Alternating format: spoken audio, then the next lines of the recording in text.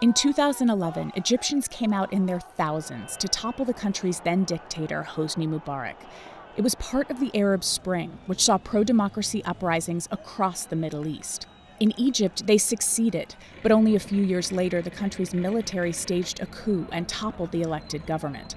The generals installed one of their own, current President Abdel-Fattah al-Sisi, who has brutally repressed dissenting voices, including that of Alaa Abdel-Fattah, one of the most prominent activists from Egypt's Arab Spring. The dual Egyptian-British national has spent most of the past decade in prison.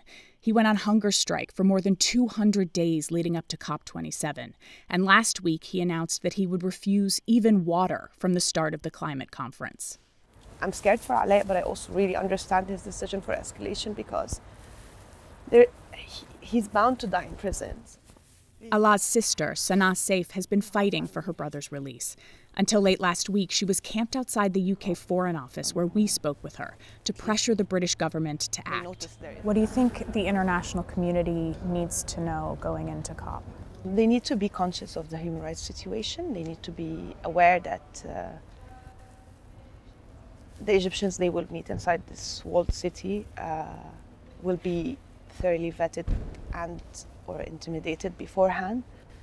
So they need to be aware that we don't have the opportunity to speak up ourselves. So they can be our representatives in our own land. Representatives, she hopes, who will demand freedom for Alaa as his time is running out. I'm worried, but I'm proud of him. They used him to set an example for others. And this is something he didn't choose, but I'm proud of him for living up to this example, and instead of becoming an example for oppression, a symbol of oppression, he's become a symbol of resistance, of resilience. Saif arrived in Egypt on Monday, where COP27 is underway, to pressure the leaders gathered there.